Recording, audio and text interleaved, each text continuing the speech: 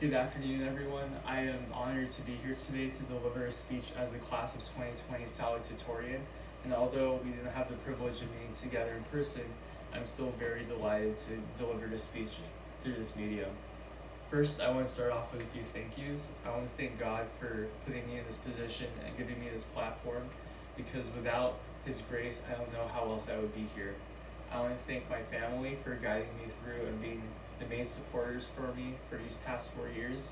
I want to thank Tita Glo and Tita LV for driving my sister and I home from school every day. And I want to thank you, my friends, and my classmates for being the main people to shape me into the person I am today. So class of 2020, the seniors, royalty, the purple ones.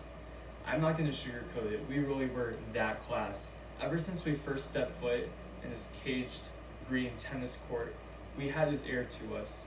We were a class that absolutely dominated the open air campus, and we carried that energy from day one to day 1,360. I'm not even sure if that's the right number of days we've been here, but you get the point. I still remember the first days of Summer Bridge, and ambition in our eyes and a drive in our high-pitched voices.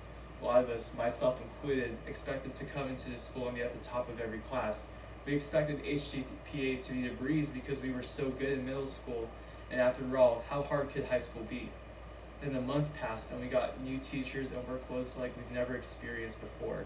Do you remember people pulling all-nighters and trying to make up lost sleep in the covered eating area while dodging the flooded ground with their feet?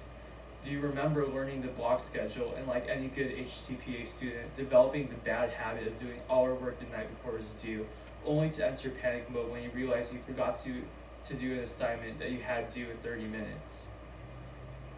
But in all this, we even found some joy in some iconic moments like sore hands from heated games of the Egyptian War, tearing up the dance floor at our first Harbor-Ween, and even getting detention for just smiling at the wrong time. Then sophomore year came, and we thought we were big kids, though we still couldn't choose the college classes that we wanted to take. That was the year that we started aggressively running for leadership positions in clubs. We finally learned the layout of the college and toned it down our spending habits at the college. But even in all of this, they were experiences that sometimes were harder to learn. A bad grade might have caused us to feel like we weren't worth it, or a difficult class caused an entire row of us to start crying during the last week of school. Maybe everything we thought high school would be like just wasn't the case. Junior year came around and we got this shiny new building. We fantasized about being a real high school for so long, and we finally got it with stairs, lockers, and individual classrooms. It's funny though, because even though we wanted this so bad, we felt so connected to the rawness of the bungalows. Half of us stopped using our lockers past week 2 and from being back, and since we found it easier just to carry all our stuff with us in our backpacks, just like we did in the olden times. The new buildings also gave way to some of HTPA's best kept secrets, like the microwave club. Junior year was also junior year, which in HTPA terms means the most difficult and important year of our high school career, and the biggest factor in cultivating the excellent resumes for college admission. Many of us truly did not come to play around that year. We had dreams, goals. We were going full force and doing the best of our abilities to be our best selves. No matter how much we accomplished by June, we were all burned out, tired, but pumped for senior year. We were a class of individualistic thinkers, strong personalities, aggressive leaders who knew what we wanted and knew how to get it. We've been through grueling AP tests and SATs, and it was finally time.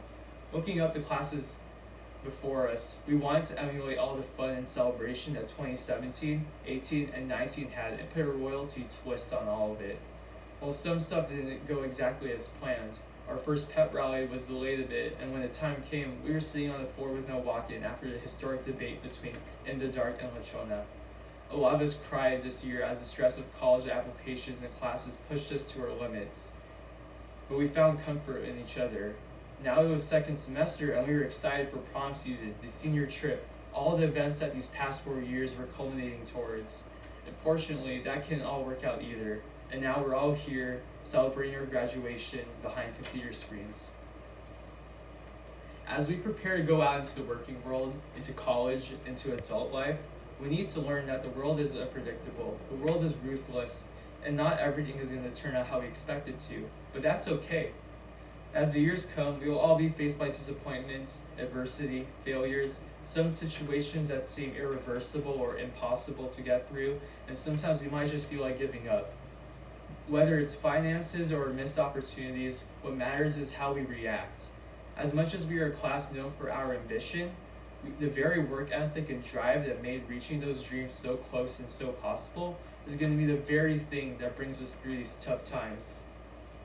So class of 2020, although we evidently aren't the best at predicting the future, I can predict that we're going to be a generation that commands everyone else to look at us in everything that we do. Whether it be on a small scale or a large scale, we're going to all somehow create change, whether it be in a community art gallery or in the congressional offices. But whatever it is, class of 2020, I can't wait to see what you all do. Thank you. It is now time for the announcement of awarding of diplomas by our very own principal, Ms. Jan Murata.